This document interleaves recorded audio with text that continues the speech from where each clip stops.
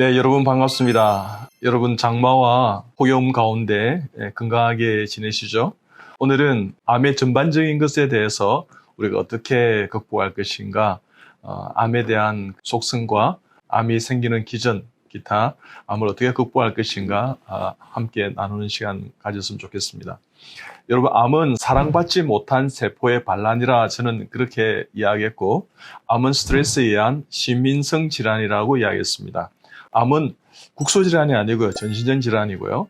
암은 면역 질환이고, 암은 또 사회적 질환이라는 이야기를 나누는데, 우리 인체에 60조 세포가 있습니다. 근데 어떤 스트레스나 여러 가지 발암 물질에 노출되거나 기타 한 5년에서 7년 사이 극도의 스트레스 받은 경향이 있거나, 암은 또 사연으로 작동되는 병이다 그랬는데, 사연이 있으면 이 암이 생기게 되어 있습니다. 그러면 어떻게 해요?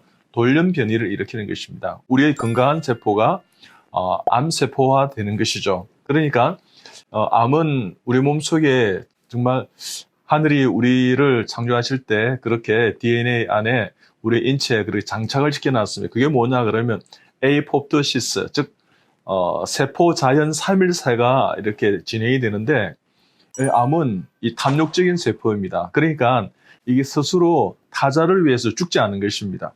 자기만 배불리고 자기만 계속해서 증식하고, 또한 그 원발 병소에서 다른 곳으로 전이되어서 증식함, 즉 그걸 우리가 메타스타시스, 즉 전이라 그러는데, 그런 것을 일으킬 수 있는 것이 즉 말리그넌트 튜머, 즉 캔서라 할 수 있습니다. 그럴 때 암이라는 글자에 보면 한자로 이렇게 한자가 있는데, 입구자가 3개고 매산자가 있습니다.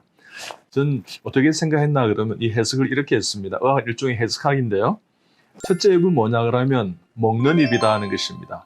과음, 과식, 폭음, 폭식, 술, 담배, 너무 탄 거, 매운 거, 절인 거, 신 거, 짠 것, 이런 것을 많이 하시면 이 암이 오는데, 그러니까 우리의 육체적인 입, 이런 것이 잘못되어서, 즉 입구자가 세고 매산자니까 잘못된 입이 산처럼 많이 누적되면 생길 수 있는 질환병이 암이라는 것입니다. 두 번째는 암은 스트레스에 의한, 제가 심민성 질환이라 그랬는데요.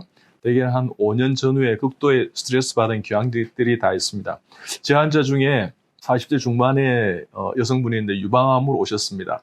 근데 남편과 이제 이렇게 불화가 좀 많았는데, 실은 남편이 불륜 현장을 한 2-3번 경험하고 난 다음에 이 암이 온 것 같았습니다. 그래서 남편이 정말 이해가 안 되고 용서가 안 된다는 것입니다. 그럴 때 비슷한 시기에 참 비슷한 유방암 환자가 오셨는데, 한 분은 정말 용서하셨고 암이 낫는 역사가 있었다면, 한 분은 절대 용서를 못했습니다. 결국은 좀 이렇게 힘들어지고 또 헤어지게 되는 그런 여러 가지 과정을 거침으로 해서 암에서 이렇게 헤어나지 못하는 것을 저는 보았는데, 그렇기 때문에 암은 그와 같은 상황이 발생하면요, 사연이 엉축이 되어서 발생하게 되면 어떤 현상이 일어나겠습니까?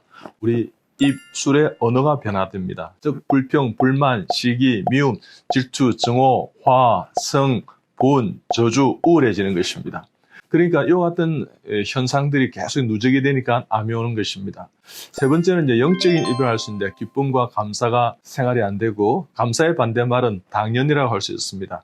이 모든 것은 당연하다 생각하면서 생활하다 보니까 우리 몸속에 암이 생기게 되는 것입니다. 그러니까 이와 같은 발생을 우리가 그 기준을 알았다면 암을 어떻게 이겨낼 수 있겠습니까? 이 3가지를 잘 치료하면 됩니다. 첫째는 좋은 음식을 먹는 거요. 그러니까 식습관, 이런 것들을 개선하는 거죠. 그래서 식사를 할 때, 와, 이걸 내가 오늘 먹을 수 있어. 여보, 당신 참 행복해. 이렇게 드시는 거 하고요. 가족이 오순도순 이렇게 사랑을 나누면서요. 아우, 이걸 또 먹어야 돼. 이러면서 드시는 거 하고는 삶의 질도 다르지만, 정말 치유가 나타나고 안 나타나고 이렇게 괴리가 이렇게 나눠줄 수 있는 것입니다. 그렇기 때문에 우리가 매 순간 가족과 함께 행복한 식사를 하시는 것이 좋은 암 환자의 시기라고 할 수 있습니다. 그리고 두 번째는요, 용서하고 사랑하는 마음입니다. 정말 그럴 수 있지. 조금 모자란 듯이 살면요, 얼마든지 우리 행복하게 살 수 있습니까?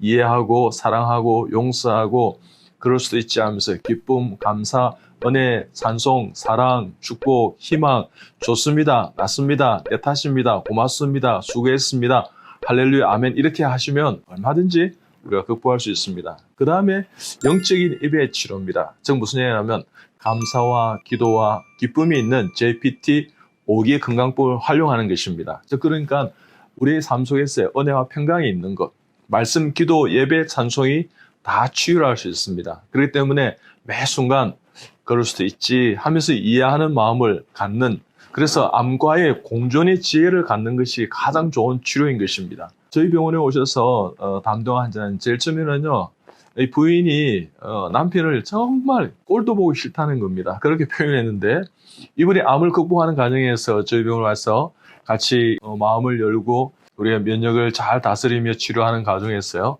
이분이 요즘 어떻게 표현하는지 아닙니까? 10년 이상을 좀 살아 계신데 남편이 어린아이처럼 사랑스러워졌대요. 남편이 요즘은 귀엽다는 것입니다. 이 얼마나 참 놀라운 변화입니까? 그럴 때 암이 낫더라는 것입니다. 그래서 암과의 어떤 공존의 지혜를 가지시고요. 그 다음에 나에게 암을 가지고 오게 했던 어떤 사건이나 대상이 있다면 그와도 그 사건과도 공존하시고요. 내 마음에 항상 우리의 몸 안에는 두 종류의 마음이 있습니다. 긍정적인 마음과 부정적인 마음이 있는데 그것이 늘 충돌할 때가 많습니다. 그럴 때 이것을 잘 균형과 조화를 맞추어서 살아간다면 얼마든지 이겨낼 수 있습니다. 그래서 암을 불러들였던 습관을 나가는 습관으로 변화시키고 삶을 변화시킬 때 암은 언제나 이겨낼 수 있습니다. 그래서 사랑하고 용서하고 배려하고 암과의 동행을 통해서 암을 잘 극복하는 우리 암 극복자들이 다 되시길 바랍니다. 여러분, 암 극복할 수 있습니다. 무더운 여름이지만 여러분 시원하게 암을 극복하는 여러분 다 되시기 바랍니다. 감사합니다. 다음 주에 만나겠습니다.